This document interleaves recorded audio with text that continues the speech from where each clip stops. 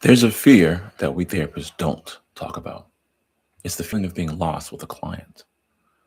We come about this fear honest. Most therapy training is lacking.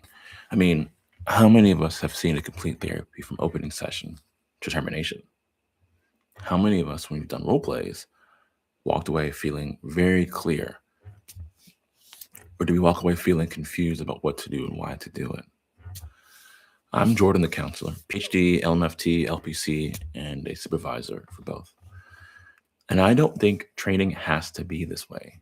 I think we can teach therapists very clear skills. And when we do, if they bring those skills plus your innate presence, those are powerful drivers for change. And the first of these skills is to see what's really happening in the room moment to moment. Let me show you what I mean.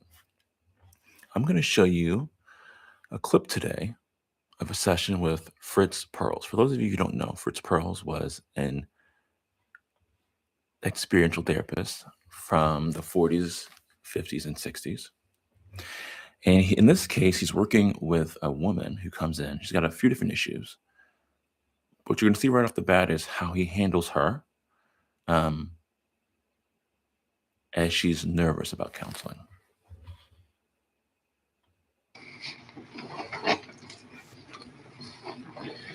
We are going to do an interview for half an hour.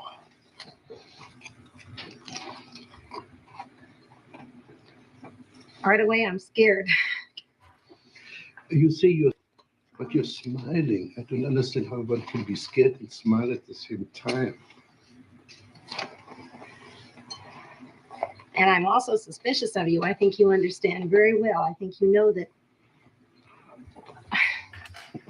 when I get scared, I laugh or I kid to cover up. But we have stage fright.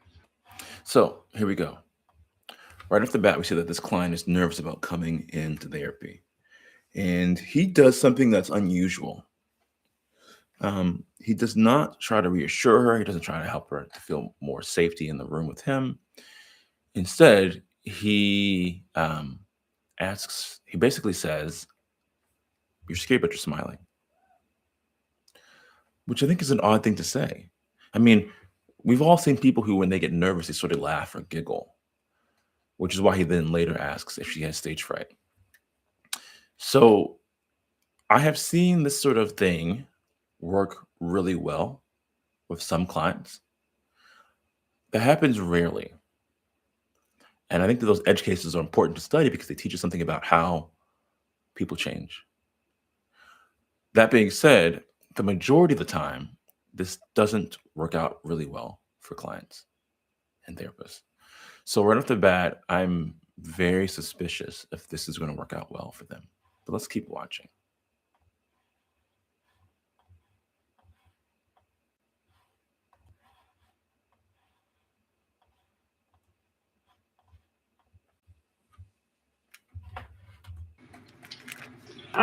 I don't know. I'm Let's see. mostly aware of you. I'm afraid that you're going to have such a direct attack that you're going to get me in the corner, and I'm afraid of it. I want you to be more on my You said I side. get you in your corner. You put your hand on your chest. Mhm. Is this your corner? Well, it's like I'm afraid, you know. Where would you like to go? Can you describe the corner you like to go to? Yeah. It's back in the corner. This is something else I see with a lot of therapists when I do supervision or consultation. If they start off with some intervention and the client that is outside of the client's idea of what therapy is supposed to be. Now, it's not that you can't do things that are different than what clients expect, but it is dangerous in the sense that it's very easy to alienate clients because they're like, what is going on? What is this? Where's this going? Um, and so oftentimes it's actually not the best thing to do. You want to lead with some sort of explanation for why you're doing what you're doing. So I've seen experiential therapists who say things like, part of what I do is a lot of interpretation of like body language. So you put your hand on your chest. What does that mean? That explanation gives the client more handles for what you're doing. If not, I mean, imagine going to imagine being a boxer and you show up for practice on your first day. You're at the boxing ring, and your coach says, "I want you to go do some ballet moves." You'd be like, "What are you talking about? I'm here to learn to punch people. You want me to do ballet?" And imagine if your coach says, "Hey, you're here for boxing practice, right? The most important thing, way more important. Most people think that the most important thing is how you punch. Not the most important thing. Most important thing is your footwork. So I'm gonna teach you some basic ballet footwork so that you sort of have a sense of how to move." Oh, that makes so much more sense. But without that connection linking the two, clients can get very lost. So from the very beginning, I think that this is very, very risky. Where where I'm completely protected. And they would be safe for me. Well, I know I wouldn't really, Well, but it feels safer. Yes. Imagine you were in this corner, and you're perfectly safe now. What would you do in that corner? I just sit. Just sit. Yes. Now, how long would you sit? I don't know, but this is so funny as you're saying this. This reminds me of when I was a little girl. Every time I was afraid. So this is actually pretty good, right? This is a good sign because this client, her name is Gloria, is going with it. She's actually going with it. And so even though he's doing some things that in general might be off-putting to clients, in this case, she's like, "Okay, yeah, I can roll with this." And so she takes it and she starts to run with it. I'd feel better sitting in a corner. Okay, I'm you're not. panicky.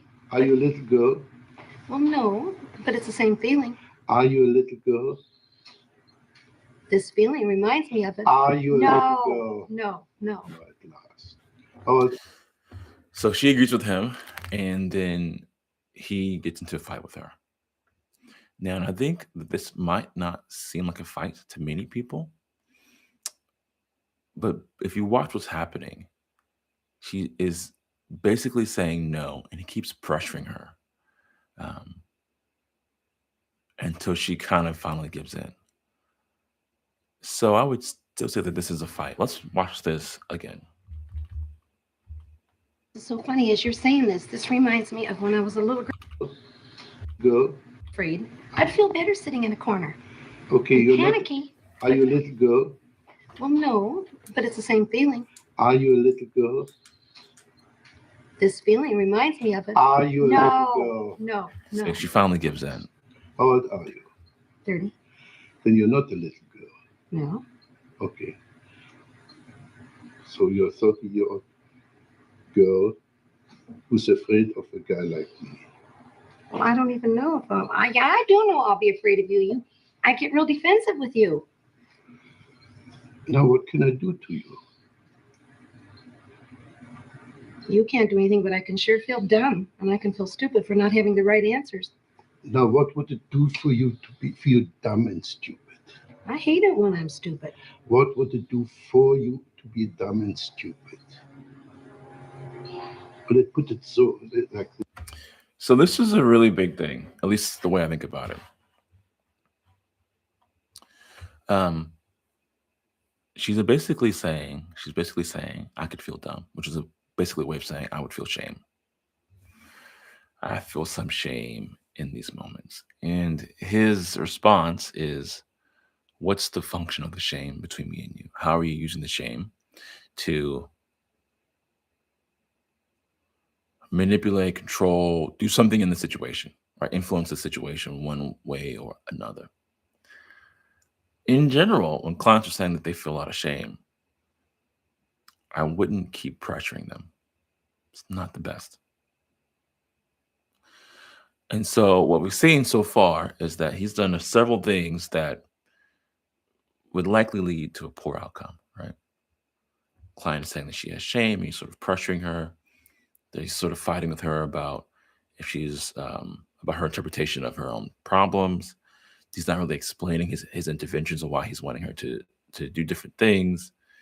A client comes in and she's saying she's afraid, and he's not attending to that fear at all.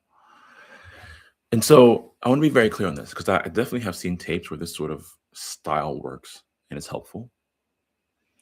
It's the minority of the time. You know, I don't have hard numbers, but let's say 10% of the time that this is really helpful. The other 90% of the time, it's not helpful.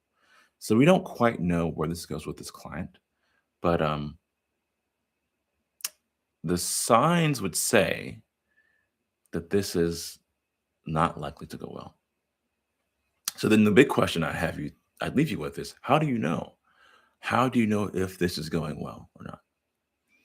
And the big answer to that is how's the client responding to the intervention? How's the client responding to you? Are they engaged or are they not? So far, this client actually is staying pretty engaged. Gloria's answering questions. She's fighting back with the therapist. Like she's present. She's engaged. And so there's something about the style that is resonating with her. That's my understanding. And we'll continue to see what that is as we watch this video series. Look, if you get a lot out of these sort of breakdowns, these sort of analysis, if you feel like you're learning some skills about how to see what's happening in the room, feel free to go to my website, jordanthecounselor/subscribe, and sign up for my newsletter. I send out these sort of updates and breakdowns regularly. All right. See you later.